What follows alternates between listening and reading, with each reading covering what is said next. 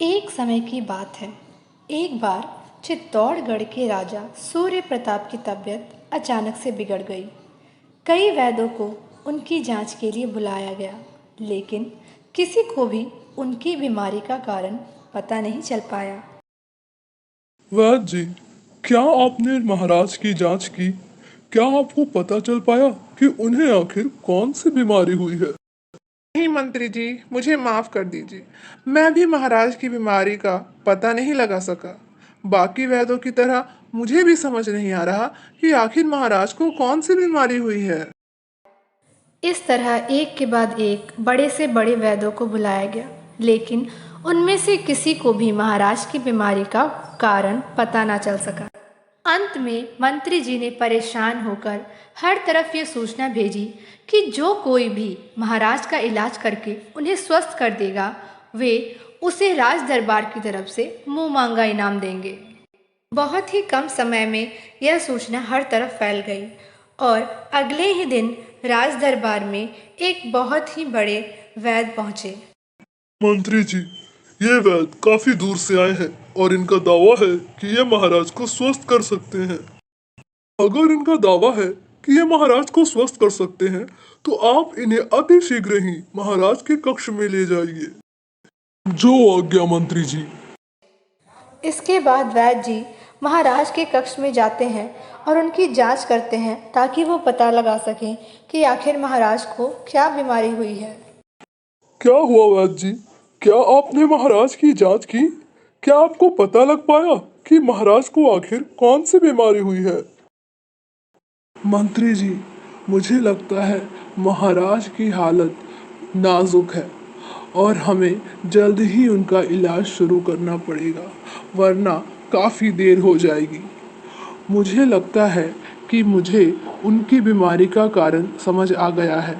अब मैं जल्दी से अपने घर जाकर उनके लिए दवाइयाँ बनाना शुरू कर देता हूँ। ठीक है, तो आप तुरंत ही महाराज का इलाज शुरू कीजिए। आपको जिन भी सामग्री की ज़रूरत है, आप हमें बताइए, हम वो सभी आपको उपलब्ध कराएंगे। नहीं मंत्री जी, ये सभी औषधियाँ कोई और नहीं ला सकता। इन्हें लाने के लिए मुझे ही जाना होगा, लेकिन आप परेशान ना हो। मैं कल सुबह तक सभी औषधियाँ लेकर राज दरबार में वापस आ जाऊंगा। ठीक है वैद्य जी, आपको जैसा उचित लगता है आप वैसा ही करें, लेकिन आप कल सुबह तक राज दरबार में जल्द से जल्द आने का प्रयत्न करें। वैद्य सभी गुणकारी औषधियों को इकट्ठा कर लेते हैं और जल्द से जल्द राजा के लिए दवाइयाँ बनाने की प्रक्रिया में लग जाते हैं ताकि वो जल्द से जल्द राजा की तबीयत ठीक कर सकें। अपनी औषधियाँ तैयार करने के बाद वैद्य महाराज के पास आते हैं और उन्हें दवाइयाँ देना शुरू कर देते हैं। वे कई प्रकार की दवाइयाँ महाराज को देते और तरह तरह के लेप लगाते ताकि महाराज की हालत में सुधार आ सके। इसी तरह कई दिन बीत जाते हैं और फिर महाराज, आपको स्वस्थ देखकर हम कितने प्रसन्न हैं यह हम आपको बता नहीं सकते। पूरे राज्य में आपकी प्रजा काफी चिंतित और दुखी थी। वे सभी आपके स्वस्थ होने की कामना कर रहे थे। अगर सच कहें तो हमने उम्मीद छोड़ दी थी। हमने कई वैद्यों को बुलाया, लेकिन उन सब ने अपने हाथ खड़े कर लिए और कहा कि उन्हें आपकी बीमारी का कारण समझ नहीं आ रहा। तब हमारी दी हुई सूचना को सुनकर यह वैद्य जी हमारे महल में आए और इन्होंने ही आपका इलाज किया है। तो आप ही हैं जिन्होंने हमारा इलाज करके हमारी जान बचाई है। आपने हमारे लिए इतना कुछ किया, अब हमारी बारी। मांगिए, क्या चाहिए आपको? हम आपको मुंह मांगा इनाम देंगे। महाराज, आप स्वस्थ हो गए, इससे बड़ा इनाम मेरे लिए और क्या हो सकता है। मुझे और कुछ नहीं चाहिए। मैं आपको स्वस्थ देखकर ही बहुत प्रसन्न हूँ। वाह, हम आपकी दरिया दिली देखकर काफी प्रभावित हुए। आज से हम आपको अपने राज दरबार का राजवैद्य घोषित करते हैं। आज से आप इसी दरबार में रहेंगे, हमारे निजी राजवैद्य बनकर। आपका बहुत बहुत शुक्रिया महाराज कि आपने मुझे इस योग्य समझा। वैद्य जी, महाराज आपकी निस्वार्थ भावना देखकर काफी प्रसन्न हुए हैं। इसीलिए आपको आपने जो मेहनत की है उसका इनाम देना चाहते हैं। महाराज, आपका बहुत बहुत शुक्रिया। आज इस सभा में हम यह घोषणा करते हैं कि आज से वैद्य जी हमारे राज दरबार के राज वैद्य हैं। सभी लोग इनका पूर्णतः सम्मान और आदर करें, जिस तरह से राज दरबार के अन्य सदस्यों का किया जाता है। महाराज द्वारा इतना सम्मान पाकर वैद्य जी काफ़ी प्रसन्न होते हैं और फैसला करते हैं कि अब वे उसी राज दरबार में रहेंगे और राजा की सेवा करेंगे। महाराज, आपकी बीमारी तो ठीक हो गई है, लेकिन अंदर से आप अभी भी काफ़ी कमज़ोर हैं। इसीलिए मैं पास के गांव में जा रहा हूँ। वहाँ से मैं कुछ औषधियाँ लाऊंगा, जिससे काढ़ा बनाकर पीने के बाद आपको काफ़ी अच्छा महसूस होगा। आपने बिल्कुल सही कहा वैद्य जी। बीमारी से ठीक होने के बाद हम काफ़ी कमज़ोर महसूस कर रहे हैं। यहाँ तक कि हमसे हमारे तलवार का अभ्यास भी नहीं हो रहा। ठीक है, आप जाइए और जल्द से जल्द काढ़ा तैयार कीजिए। ठीक है महाराज, अब मुझे चलना होगा।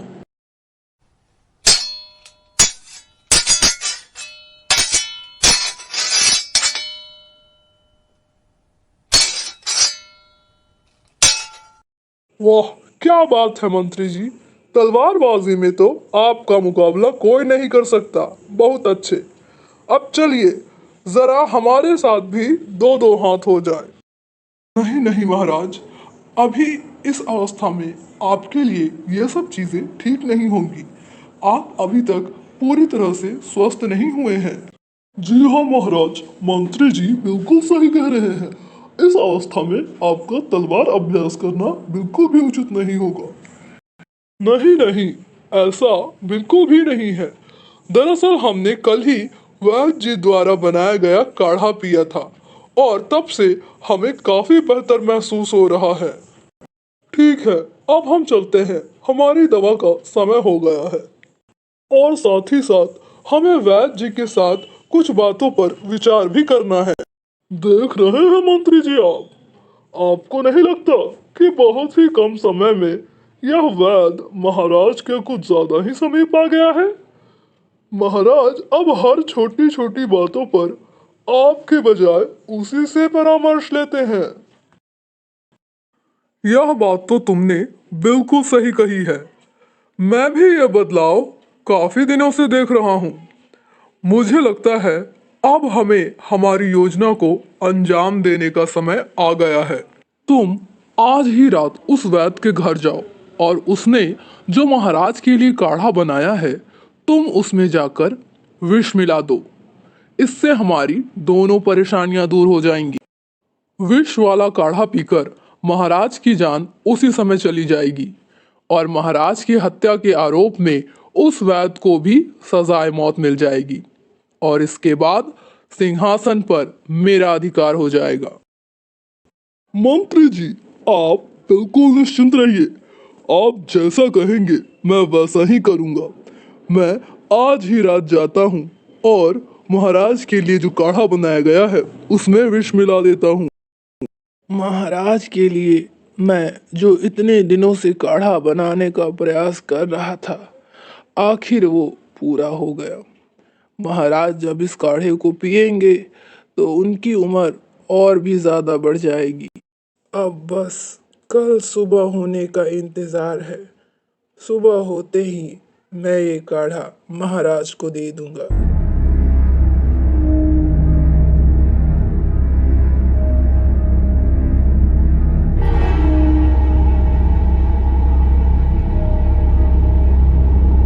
हा हा हा, बेचारा वैद्य, अब इसे कौन समझाए कि महाराज की उम्र तो बढ़ेगी नहीं, साथ ही साथ इसे भी अपनी जान से हाथ धोना पड़ेगा। वैद्य जी, क्या आपने वो काढ़ा तैयार कर लिया जिसे पीने के बाद हमारी आयु और भी ज्यादा बढ़ जाएगी?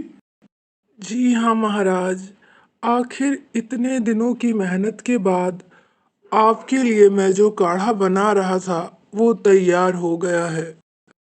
क्या उम्र बढ़ाने वाला काढ़ा? इसका मतलब है हमारे महाराज इस काढ़े को पीकर और भी कई सालों तक जीवित रहेंगे। वाह, यह तो अत्यधिक खुशी की खबर है। जी हाँ सेनापति जी, वैद्य जी ने काफी परिश्रम करके महाराज के लिए यह काढ़ा बनाया है। फिर तो विलंब करना बिल्कुल भी ठीक नहीं रहेगा। महाराज, जल्दी से जल्दी इस काढ़े को आप ग्रहण कर लीजिए।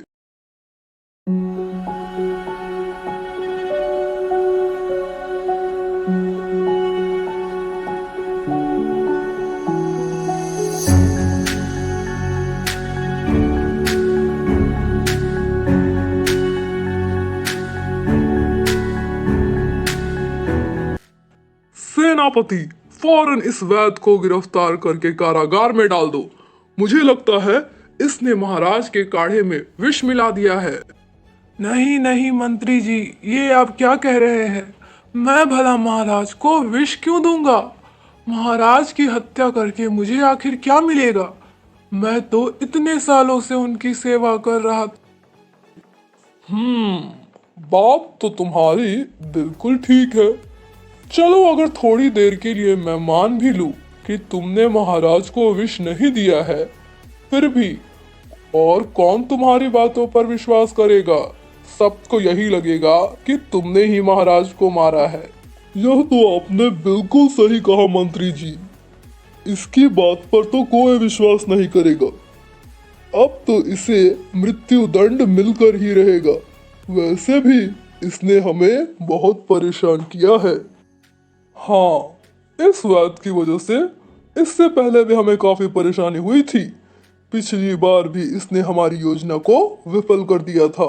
चलो, अब कुछ समय बाद तो तुम्हें मृत्यु दंड होने ही वाली है। इससे पहले पूरी सच्चाई जान लो। तुम्हें पता है, इससे पहले जो महाराज को बीमारी हुई थी वो दरअसल कोई बीमारी नहीं बल्कि हमारे द्वारा दिया गया धीमा जहर था, जिसका इलाज किसी भी वैद्य के पास नहीं था। पर पता नहीं तुम कहां से आ गए और तुमने महाराज की जान बचा ली। लेकिन आज हम अपनी योजना में सफल हो ही गए। जल्दी करो सेनापति, जल्दी से इस वैद्य को कारागार में डाल दो और हमारे राज्याभिषेक की तैयारी करो। शक तो मुझे तुम पर काफी पहले से था, लेकिन मेरे पास कोई सबूत नहीं था तुम्हारे खिलाफ। और वैसे भी जब मैं पहली बार इस राजमहल में आया और महाराज की दशा देखी, तभी मैं समझ गया था कि इन्हें कोई जहर दिया गया है। लेकिन कल रात सब कुछ साफ हो गया जब मैंने तुम्हारे इस सेनापति को अपने काढ़े में जहर मिलाते हुए देखा। बिल्कुल सही। मेरे और वैद्य जी के अलावा इस बात का ज्ञान किसी को भी नहीं था। हम दोनों ही जानना चाहते थे कि आखिर राज दरबार में ऐसा कौन है जो यहाँ रहते हुए हमारी जान लेना चाहता है। और आज दूध का दूध और पानी का पानी हो गया। सैनिकों, ले जाओ इन दोनों को और कारागार में डाल दो। नहीं महाराज, क्षमा क्षमा कर दीजिए महाराज, हमें एक मौका और दे दीजिए। दोबारा ये गुस्ताखी कभी नहीं होगी महाराज, हमें माफ कर दीजिए। राज दरबार में ऐसे अपराधों के लिए क्षमा नहीं मिलती, मिलती है तो बस मृत्यु दंड।